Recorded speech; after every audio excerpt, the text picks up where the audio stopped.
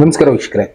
Vaccine ದುನಿಯಾ ಏನಿದೆ? Vaccine ದುನಿಯಾ ಅನ್ನೋದಾದ್ರೆ ಹಿಂದೆ ಒಂದು ಫೋಟೋ ತೋರಿಸ್ತಾ ಇದೆ ನೋಡಿ. ಇದರಲ್ಲಿ 1986 ಅಲ್ಲಿ ಒಂದು ಮಗುಗೆ ಎಷ್ಟು ವ್ಯಾಕ್ಸಿನ್ ಗಳನ್ನ ಕೊಡ್ತಾ ಇದ್ರು, ಈಗ 2024 ಅಲ್ಲಿ ಒಂದು ಮಗುಗೆ ಎಷ್ಟು ವ್ಯಾಕ್ಸಿನ್ ಗಳನ್ನ ಕೊಡ್ತಾ ಇದ್ದೀವಿ? ಯಾಕೆ ಈ ರೀತಿ ಚೇಂಜ್ ಆಗೋಯ್ತು? 12 ತಿಂಗಳಲ್ಲಿ ಒಂದು ಮಗುಗೆ ಇಷ್ಟೊಂದು ವ್ಯಾಕ್ಸಿನ್ಗಳು ಪ್ಲಸ್ ಡ್ರಾಪ್ಸ್ ಗಳು ಇದೆಲ್ಲ ಆಗ್ತಾ ಇದಾರೆ. ಅಂದ್ರೆ ನಾವು 40 ವರ್ಷ ಹಿಂದೆ ಹೋಗೋದಾದ್ರೆ ಒಂದು 3 ಇಂಜೆಕ್ಷನ್ ಕೊಡ್ತಾ ಇದ್ರು ಒಂದು ಮಗುಗೆ, 1 ವರ್ಷದೊಳಗೆ. ಕೆಲವಷ್ಟು ದಡಾರ ಅದು ಇದು ಅಂತ ಕೊಡ್ತಾ ಇದ್ರು ಬಿಡಿ. ಇನ್ನ ಒಂದ್ 2-3 ಡ್ರಾಪ್ಸ್ ಪೋಲಿಯೋ ರೀತಿ ಆಗ್ತಾ ಇದ್ರು. ಈಗ 1 ವರ್ಷಕ್ಕೆ ಸುಮಾರು 18 ರಿಂದ 20 ಇಂಜೆಕ್ಷನ್ಗಳು ಡ್ರಾಪ್ಸ್ ಗಳು ಬಳಸ್ತಾ ಇದ್ದಾರೆ. ಯಾಕೆ ಈ ಮಟ್ಟಕ್ಕೆ ಬದಲಾಯಿತು? ಇನ್ನು ಅದ್ರ ನೆಕ್ಸ್ಟ್ ಮಾತಾಡೋದಾದ್ರೆ 2024 ಈ ಟೈಮ್ ನಲ್ಲಿ ಇಷ್ಟೊಂದು ವ್ಯಾಕ್ಸಿನ್ ಇನ್ಕ್ರೀಸ್ ಆಗೋದಕ್ಕೆ ಕಾರಣ ಏನು? ಒಂದು ಮಗು ಹುಟ್ಟಿದಾಗಿಂದ ಒಂದು 10 ವರ್ಷದೊಳಗಡೆ ಆವರೇಜ್ ಆಗಿ ಗೌರ್ಮೆಂಟ್ ಹಾಸ್ಪಿಟಲ್ಗಳಲ್ಲಿ ಆಸ್ ಪರ್ ಗೌರ್ಮೆಂಟ್ ರೂಲ್ಸ್, ಅಂಗನವಾಡಿನಲ್ಲಿರೋರು ಇಲ್ಲ ಹಳ್ಳಿ ಕಡೆ ಇರೋರು ಗೊತ್ತಿರುತ್ತೆ, ಅಲ್ಲಿ ಹೋಗಿ ಹಾಕಿಸ್ತೀವಿ ಅಂದ್ರೆ ಆವರೇಜ್ ಆಗಿ 8 ರಿಂದ 10 ವ್ಯಾಕ್ಸಿನ್ಗಳನ್ನ ಕೊಡ್ತಾರೆ. ಅದೇ ಪ್ರೈವೇಟ್ ಅಲ್ಲಿ ನೀವು ಹಾಕಿಸ್ತೀವಿ ಅಂದ್ರೆ ಸುಮಾರು 60 ರಿಂದ 70 ವ್ಯಾಕ್ಸಿನ್ಗಳು, ಡ್ರಾಪ್ಸ್ಗಳು ಇಂಥದ್ದೆಲ್ಲ ಹಾಕ್ತಾರೆ. ಯಾಕೆ? ಮಕ್ಕಳಿಗೆ ಕಾಯಿಲೆ ಬರಬಾರ್ದು ಅಂತ ಶಕ್ತಿನ ತುಂಬ್ತೀವಿ ಮಕ್ಕಳಲ್ಲಿ ಅಂತ ಹೇಳ್ತಾರೆ. ಇದು ಸತ್ಯನಾ? ಗೌರ್ಮೆಂಟ್ ಅವ್ರು ಕೊಡ್ತಾ ಇರೋದ್ರಲ್ಲಿ ಅಂತ ಶಕ್ತಿ ಇಲ್ವಾ ಅನ್ನೋದಾದ್ರೆ ಇಲ್ಲಿ ಒಂದು ದಂಧೆ ಅನ್ನೋದೇ ಶುರು ಆಗೋದು. ಅದನ್ನೇ ಬೇರೆ ರೀತಿನೂ ಹೇಳ್ತಾರೆ. ಮಕ್ಕಳನ್ನ ವೀಕ್ ಮಾಡೋದಕ್ಕೆ ಕೆಲವಷ್ಟು ವ್ಯಾಕ್ಸಿನ್ಗಳನ್ನ ಮಕ್ಕಳಲ್ಲಿ ಕೊಡ್ತಾ ಇದ್ದಾರೆ ಅನ್ನೋದು ಎಷ್ಟೋ ನ್ಯೂಸ್ಗಳು ಓಡಾಡ್ತಾರೆ. ಇದು ಸತ್ಯನಾ ಅನ್ನೋದಾದ್ರೆ ಬಿಲ್ ಗೇಟ್ಸ್ ಕೂಡ ಇದ್ರ ಬಗ್ಗೆನೇ ಮಾತಾಡಿದ್ರು ಒಂದು ವಿಡಿಯೋದಲ್ಲಿ. 5 or more vaccines available to all the children of the world. And finally, by the end of this decade, every country can have a delivery system to make sure that those vaccines are getting out to every single child. And that will allow us to move on to other very, very ambitious goals. And for all 193 member states, you must make vaccines a high priority in your health systems to ensure that all your children have access to existing vaccines now and to the new vaccines that have recently become available. By the end of the decade, we'll have 5 or more. ಇಲ್ಲಿ ಒಂದು ವಿಷಯನ express ಮಾಡ್ತಾರೆ, ಇಲ್ಲಿ ಪಕ್ಕದಲ್ಲಿ ಅದನ್ನೇ detail ಆಗಿ ಹಾಕೊಂಡು ಹೋಗಿದ್ದಾರೆ ನೋಡಿ. ಇಲ್ಲಿ ಇವ್ರು ಹೇಳ್ತಾ ಇರೋ ಪ್ರಕಾರ ಎಲ್ಲಾ ದೇಶಗಳಲ್ಲಿ ವ್ಯಾಕ್ಸಿನ್ ಪ್ರಿಪರೇಷನ್ ಅನ್ನೋದನ್ನ ಜಾಸ್ತಿ ಮಾಡ್ತಾ ಇದ್ದಾರೆ.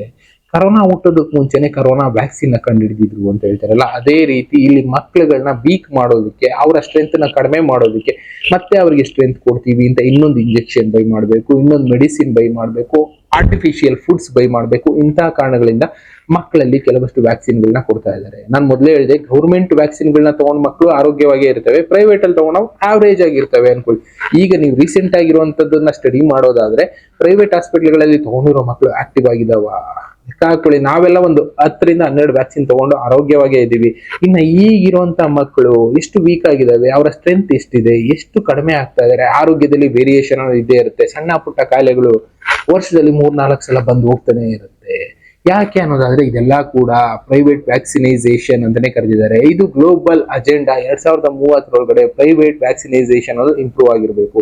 ಇಲ್ಲಿ ಯಾವುದೇ ರೀತಿ ಮಾತುಕತೆ ಅನ್ನೋದಿರಬಾರ್ದು. ಮಿನರಲ್ಸ್ ಬೇಕು ಅಂದ್ರೆ ಒಂದು ಇಂಜೆಕ್ಷನ್ ಕೊಡು, ಇಲ್ಲ ಒಂದು ಟ್ಯಾಬ್ಲೆಟ್ ಕೊಡು. ಗುಡ್ ಹೆಲ್ತ್ ಬೇಕು ಅಂದ್ರೆ ಒಂದು ಇಂಜೆಕ್ಷನ್ ಕೊಡು, ಟ್ಯಾಬ್ಲೆಟ್ ಕೊಡು ಅನ್ನೋ ಮಟ್ಟಕ್ಕೆ ತಗೊಬಂದು ನಿಲ್ಲಿಸಬೇಕು ಮಕ್ಕಳ ಹೆಲ್ತ್ ನ ಅನ್ನೋದು ಒಂದು ಅಜೆಂಡಾ ಪ್ಲಾನ್ ಆಗಿತ್ತು. ಅದ್ರ ಪ್ರಕಾರನೇ ಈಗ ನಡೀತಾ ಇರೋದು.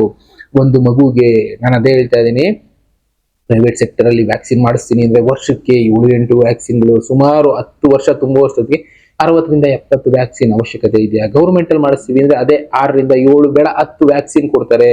ಇಲ್ಲೇನಾಗ್ತಾ ಇದೆ? ಮಕ್ಕಳಿಗೆ ಸ್ಟ್ರೆಂತ್ ತುಂಬ್ತಾ ಇಲ್ಲ, ನಾವು ಮಕ್ಕಳನ್ನ ವೀಕ್ ಮಾಡ್ತಾ ಇದೀವಿ, ಅವರ ಆರೋಗ್ಯನ ನಾವೇ ಹಾಳು ಮಾಡ್ತಾ ಇದೀವಿ. ಕೊನೆಗೆ ಮಕ್ಕಳು ಅದು ಇದು ಕೊರತೆಗಳು ಕಾಡಿ ಆರೋಗ್ಯ ಅನ್ನೋದು ಹಾಳಾಗುತ್ತೆ. ನಾವು ಮತ್ತೆ ಮೆಡಿಸಿನ್ ಮೇಲೆ ಡಿಪೆಂಡ್ ಆಗ್ತೀವಿ. ಅಂತ ಸಿಸ್ಟಮ್ಗೆ ನಾವು ಬದುಕ್ತಾ ಇದೀವಿ. ಯಾರೋ ಒಂದ್ 4 ಜನ ಅಡ್ವರ್ಟೈಸ್ಮೆಂಟ್ ಕೊಡ್ತಾರೆ, ಈ ರೀತಿ ಇಂಜೆಕ್ಷನ್ ತಗೊಂಡ್ರೆ ನಮ್ಮ ಮಗು ಕಾಯಿಲೆ ಹೊರಟೋಯ್ತು ಅಂತ.